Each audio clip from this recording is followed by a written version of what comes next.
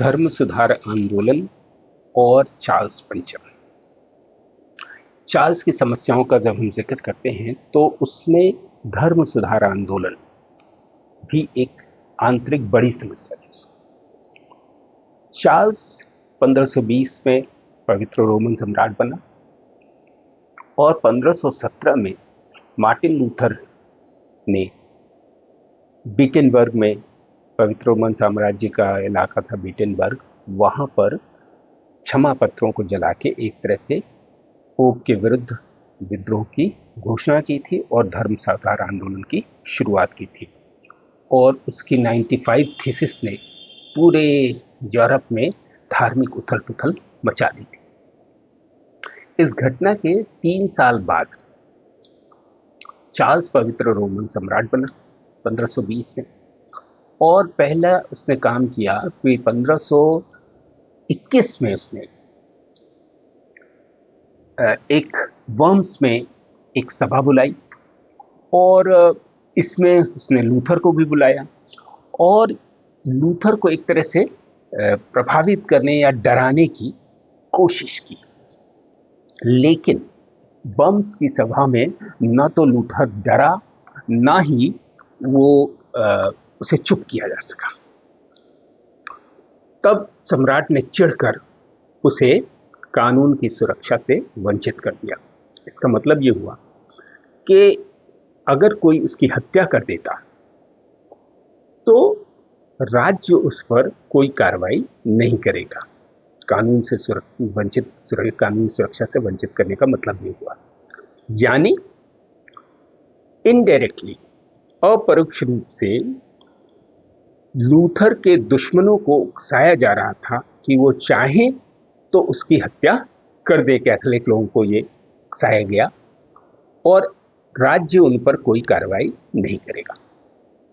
आज भी राज्य बेसिकली आपको अपने नागरिकों को क्या दो वचन देता है, जान और माल की सुरक्षा।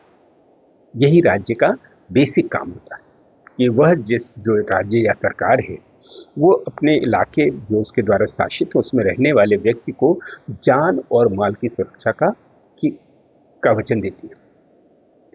ऐसे में कभी किसी की हत्या हो जाती है तो स्टेट वर्सेस फलाना करके, अज्ञात करके भी मुकदमा चलता रहता है, मतलब राज्य उसका मुकदमा लड़ता रहता है।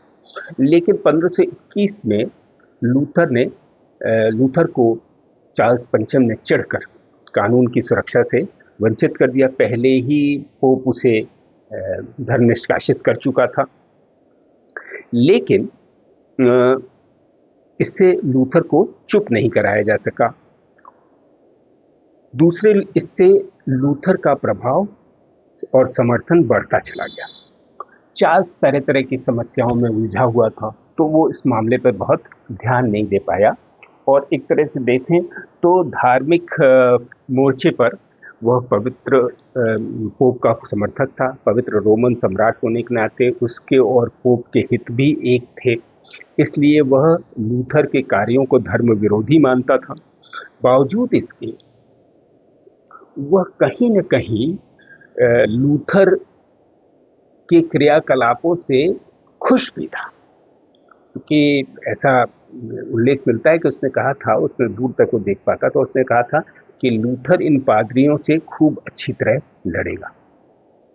और इससे ये बात और है कि उसके हित वो चर्च के हितों से ज़्यादा जोड़ते थे और वो खुद भी कैथोलिक था, इसलिए उसने लूथर के विरुद्ध उसको कार्रवाई करनी चाहिए थी और उसने किया। लेकिन धर्म सुधार आंदोलन को वो तो ना तो रोक पाया, ना ही चर्च या ईसाई धर्म में विभाजन को वो रोक पाया, बल्कि ईसाई धर्म का एक छत्र राज टूटा उसी के समय में और दो फाड़ में बट गया ईसाई धर्म, कैथोलिक और प्रोटेस्टेंट लोगों में।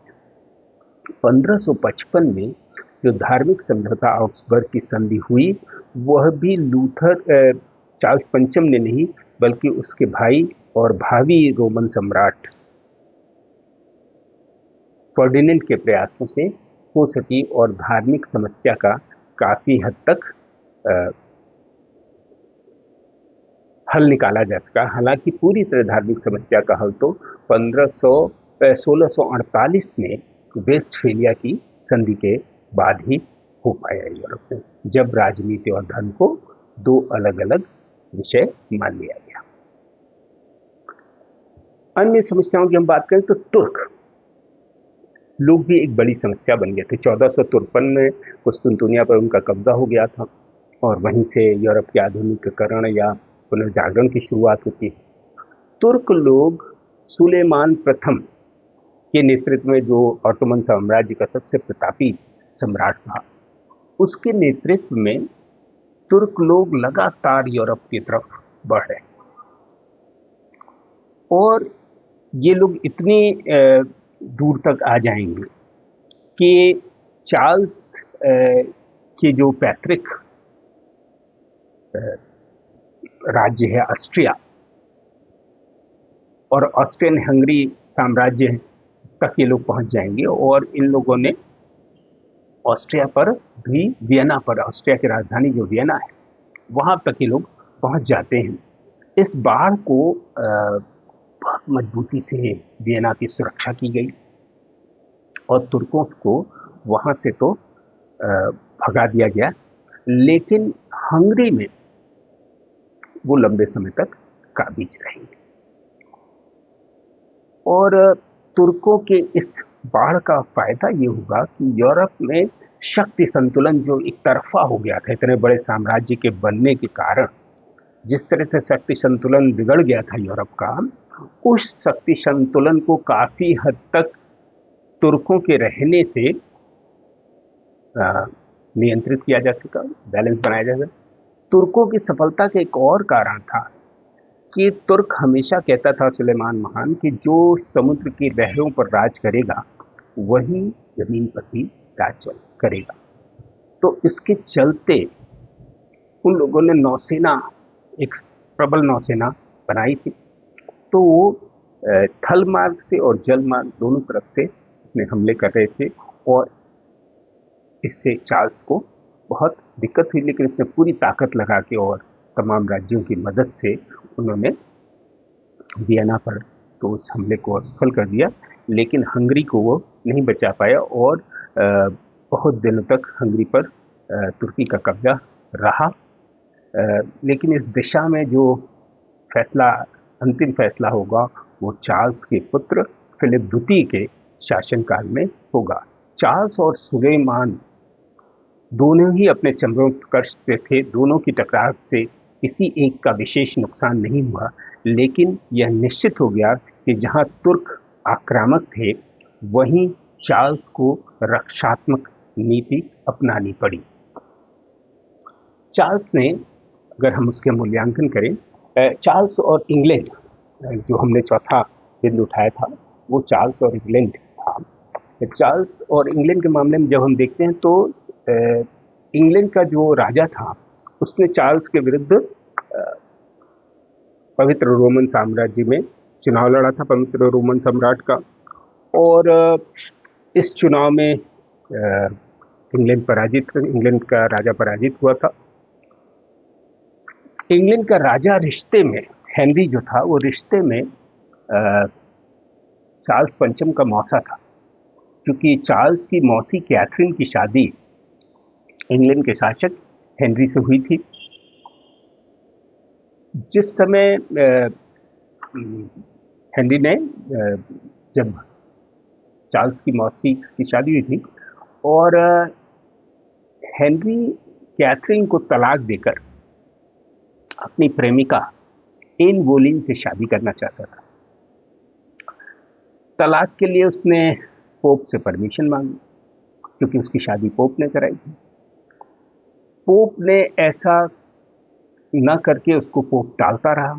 इससे हेनरी बहुत क्षुब्ध हुआ, क्योंकि वो पोप का बड़ा समर्थक था और उसने पोप के समर्थन में किताब लिखी थी। तो जब पोप ने उसकी निजी समस्या में उसका साथ नहीं दिया तो उसको बहुत क्षोभ हुआ और उसने चर्च से अपने सारे रिश्ते तोड़ लिए और खुद उसने इंग्लैंड में धर्म सुधार आंदोलन, या इंग्लैंड को प्रोटेस्टेंट बना के रास्ते पे चला। तो यहाँ पे अ,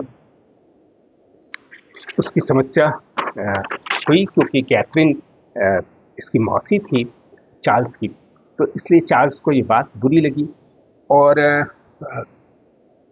हेनरी ने अब रोम से रिश्ते तोड़ के अपने कार्डिनल से के द्वारा ही चर्च तलाक की परमिशन ली और कैथरीन को तलाक देके एन बोलिन से शादी कर ली।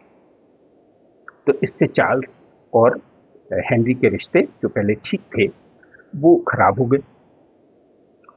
लेकिन आगे चलकर जब हेनरी की पुत्री मेरी ने चार्ल्स के पुत्र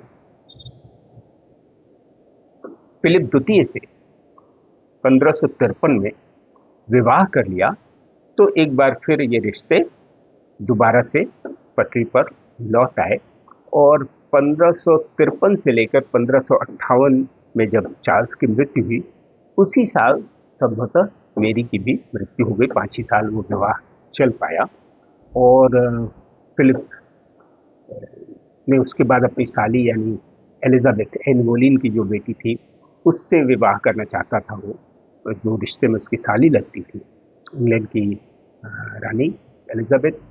लेकिन एलिजाबेथ ने कभी भी फिलिप से विवाह के लिए हामी नहीं भरी। शायद वो इशारे देती थी लेकिन उसको ऐसा करना नहीं था। तो इंग्लैंड और फ्रांस की ये समस्या फिर से ये थी। पूरी जिंदगी कठिन प्रयास के बावजूद जब अधिकांश मोर्चों पर उसे कोई खास सफलता नहीं मिली, तो उसने